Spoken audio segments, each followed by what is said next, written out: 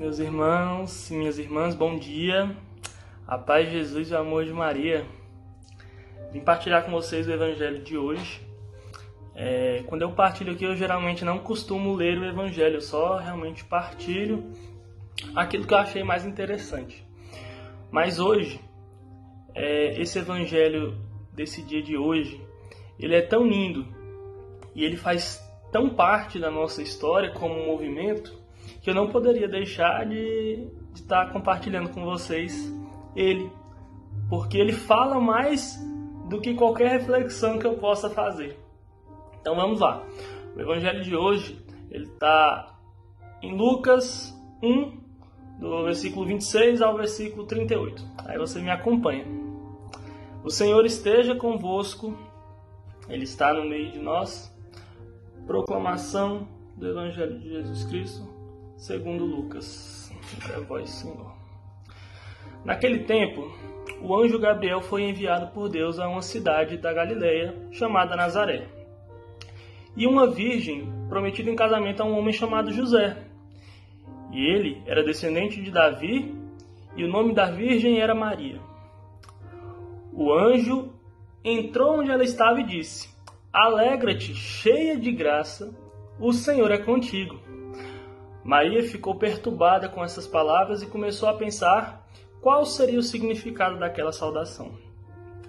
O anjo então lhe disse: Não tenhas medo, Maria, porque encontraste graça diante de Deus.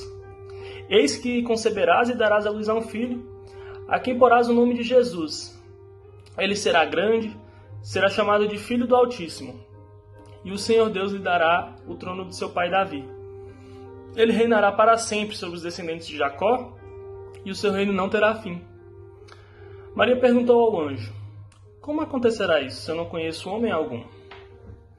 E o anjo respondeu: O Espírito virá sobre ti, e o poder do Altíssimo te cobrirá com sua sombra. Por isso, o menino que vai nascer será chamado de Santo, Filho de Deus. Também Isabel, tua parenta, concebeu um filho na velhice, e este já é o 6º mês daquela que era considerada estéril, porque para Deus não é impossível. Maria então disse: Eis aqui a serva do Senhor. Faça-se em mim segundo a tua palavra. Essas são palavras da salvação. Glória a vós, Senhor. Meus irmãos, prestem atenção. Maria foi a mais humilde serva do Senhor. Ela canta no Magnífica como ele olhou para a humildade da sua serva. Ele verificou que naquela alma daquela sua serva tinha humildade. E não teve nenhuma criatura, e nem haverá nenhuma criatura com mais humildade do que a Virgem Maria.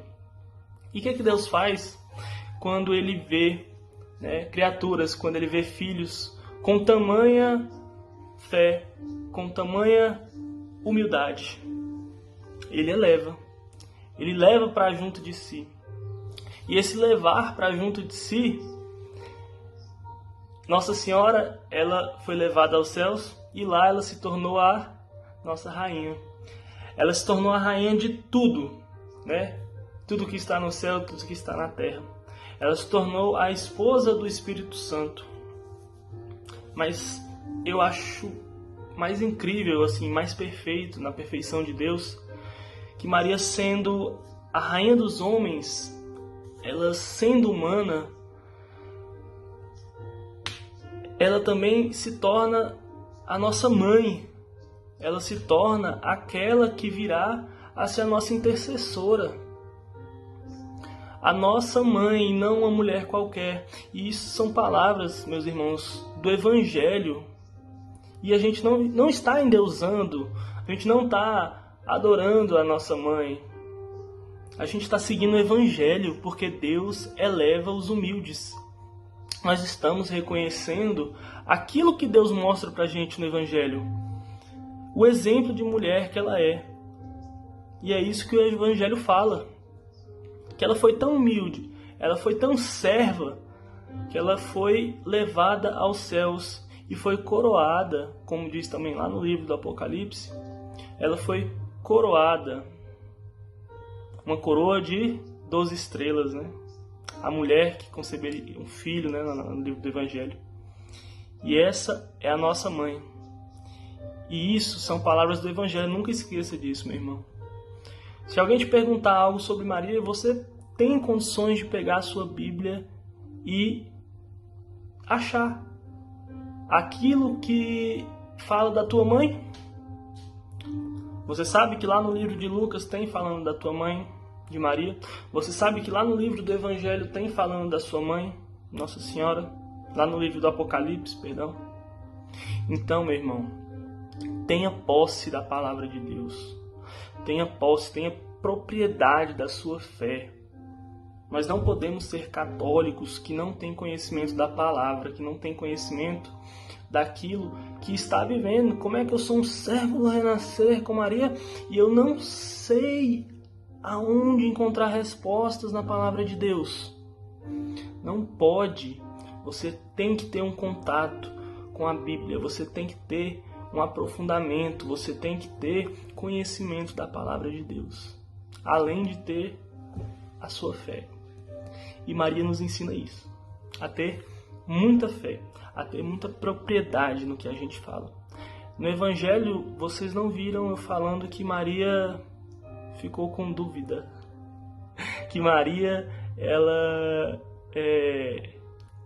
deu uma bambeada na hora de responder para o anjo. O que ela disse? Eis aqui a serva do Senhor. Faça-se em mim segundo a tua vontade. Segundo a vontade de quem? Dela? Não. Segundo a vontade de Deus. E quantas vezes você, consagrado, já falou isso para Deus? Sim, porque você é um consagrado. Você segue os passos de Maria. Quantas vezes você já falou para Deus: Senhor, eis-me aqui, faça segundo em mim a tua vontade. Porque muitas vezes a gente não aceita a vontade de Deus. Sabiam disso? Hoje nós vivemos uma pandemia e falamos: meu Deus do céu, o que está acontecendo? Estou com medo. Ei, a vontade de Deus deve prevalecer. Que você tem que falar: Senhor, apesar de tudo que estamos vivendo, apesar de tudo que está acontecendo, que aconteça segundo a tua vontade, não a vontade dos homens. Mas peça isso, porque a vontade de Deus, às vezes a gente pode não entender, mas é o melhor. É o melhor. Às vezes Deus, ele não nos dá aquilo que nós queremos, ele dá aquilo que nós precisamos. E assim como Maria, que fez a vontade de Deus, que foi a serva mais humilde, que foi a serva mais fiel, meu irmão, eu desejo que hoje, a partir da reflexão desse Evangelho, nós sejamos servos mais humildes, servos mais fiéis, como foi Nossa Senhora. Amém? Um abraço, um bom sábado para vocês e fiquem com Deus. Um beijo.